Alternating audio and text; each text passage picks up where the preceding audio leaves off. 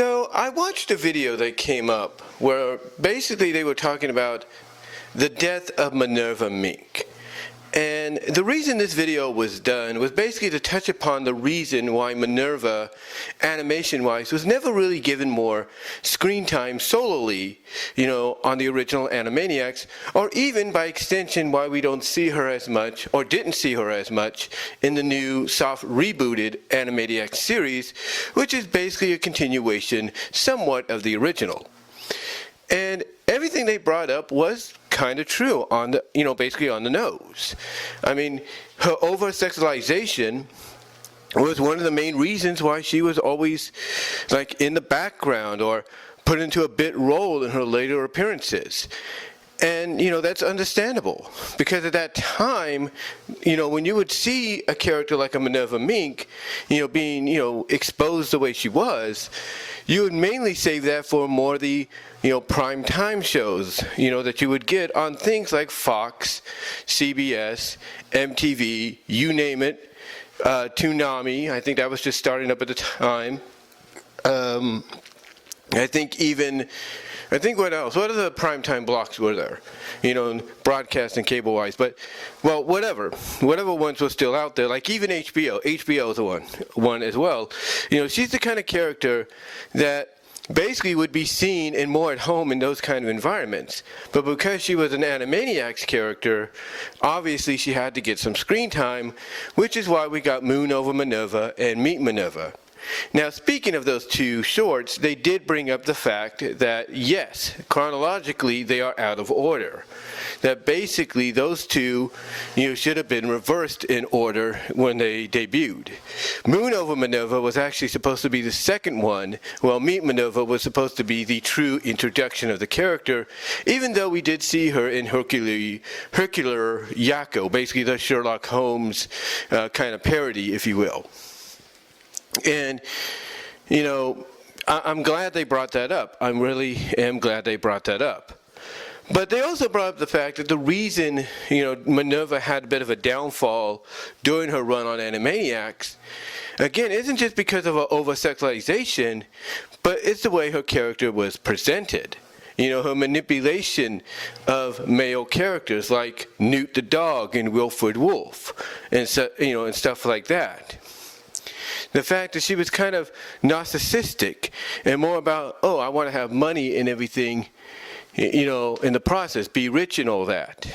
Those are other various reasons why she was downplayed. They also brought up the fact that the reason production-wise Moon Over Minerva and Meet Minerva were kind of switched a little bit is because Moon Over Minerva was the easier to, I guess you could say, edit when it came to certain things.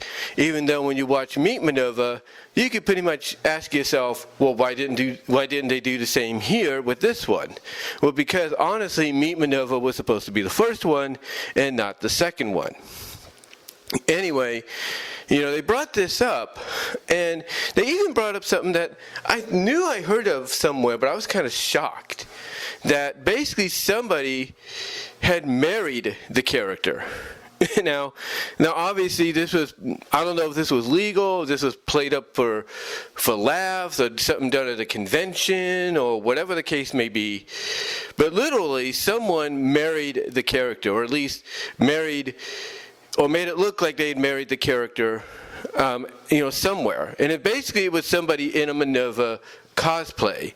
Now, by the looks of it, I'm not trying to say it was them, but by the looks of it, it seemed to be a YouTube user, Rabbit in the Room. Now, I'm not saying it was them. It could have been somebody else, maybe somebody that they know of.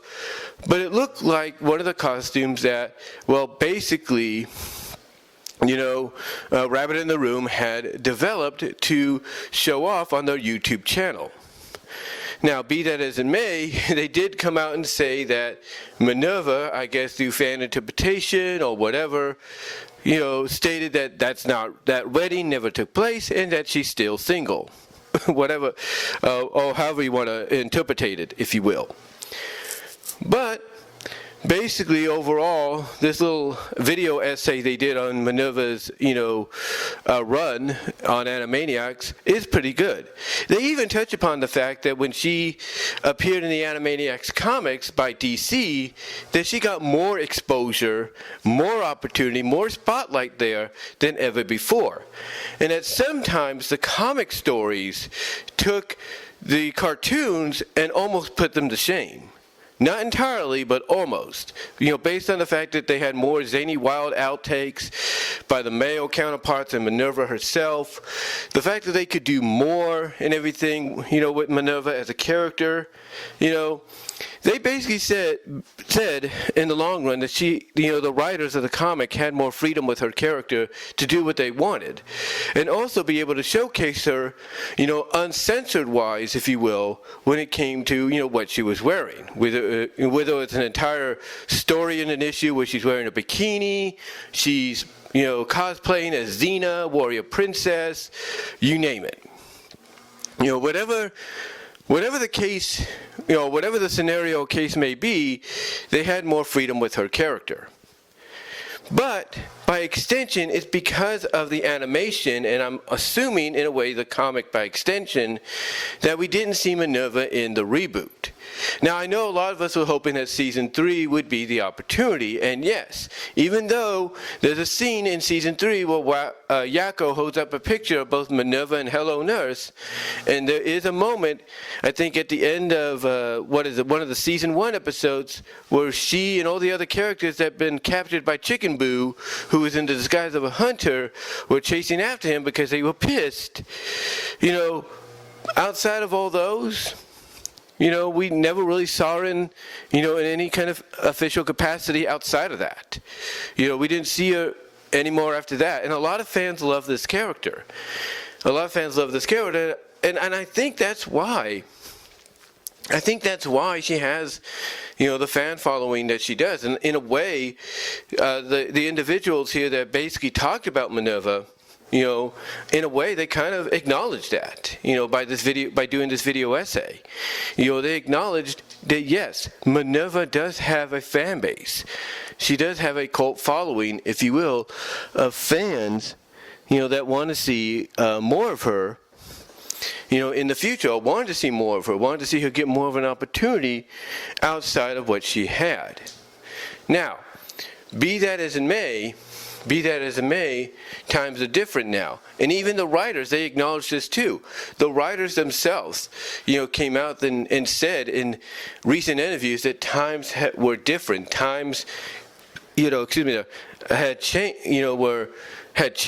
to the point that you can't get away with something like Minerva, nowadays in an animated kids cartoon, unless it's mostly in prime time. Now, some might say, well, what about what we're seeing with the leaked, animation from the new Tiny Toon Looniversity? What about that? In those scenes, in those scenarios. And look, there are exceptions, but people will point out that what they're doing is paying homage to classic Looney Tune tactics that Bugs Bunny would do in the classic cartoons, and we even seen Buster do in the original Tiny Toons. So yeah, there are exceptions that, hey, these are just for the plot of the story, nothing else. Yes, you can, when it comes to certain scenarios, yes, you can get away with a little bit more. But when it's part of a story to where it's the male character in the disguise of a female, then yeah, that's basically, I guess you could say finding a loophole around the situation. But back on track here, Minerva, let's be honest, there's no excuse for her not being able to be, featured in some capacity in the new rebooted Animaniacs. There's no excuse for that. Let's be honest. I mean, you want to tone down her sexualization, that's fine. That's fine. But guess what? This was on Hulu, not on broadcast television, not on cable television. So you could get away with a little bit more. You could. And I think those at Warner Brothers know that. And I think these people that did this video essay know that they could have got away with a little bit more. But they didn't. And that's unfortunate. That's unfortunate.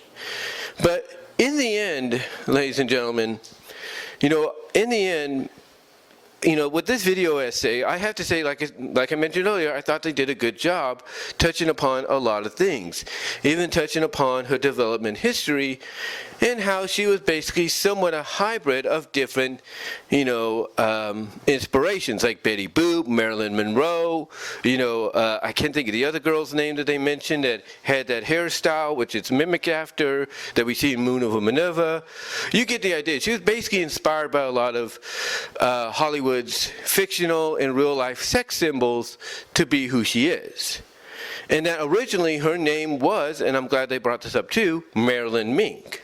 That's right. They were going to name her Marilyn Mink, but according to the video essay they did on the death of Minerva, if you will, that basically that would have been too on the nose as being very, basically a call out of, she's just a furry version of Marilyn Monroe. It would have been too on the nose, so they went with Minerva, which I think, honestly, is a good choice, especially if you don't want to make it too obvious. But overall, I do recommend checking out this video essay because, again, like I said, they definitely touched upon a lot of things here, and I'm glad they did. I'm glad they touched upon a lot of things that were needed to be known about the character that maybe you didn't know about in the long run. I'm glad that they did this.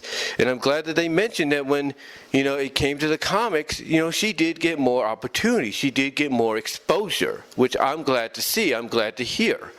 Because honestly, with comic books, as I've mentioned many times before, you can get away with a lot more. You could do a lot more with comic books than you can do in with animation on television or even on the big screen. Now, the big screen kind of falls into the same thing with comic books, but there's still limitations. But with comics, you could pretty much, in a way, depending on whether or not, the licensee is okay with it, you can pretty much get away with just about anything. And I think that's really good. I think that's really good and really cool for them to do.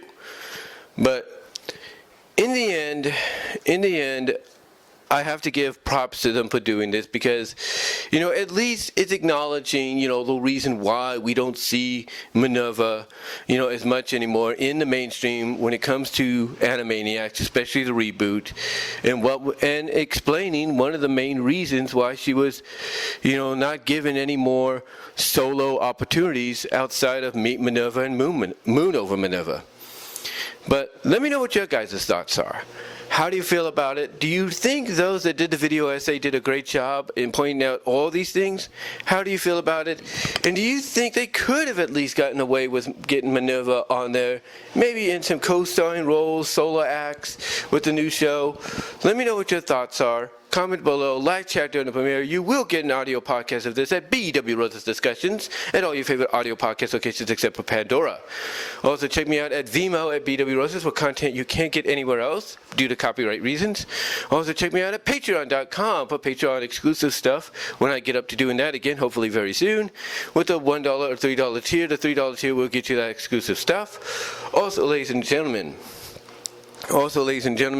check me out at deviantart.com, says BVW1979, and check me out at my Teespring store, which you can click at the end of the video here in the upper left-hand corner.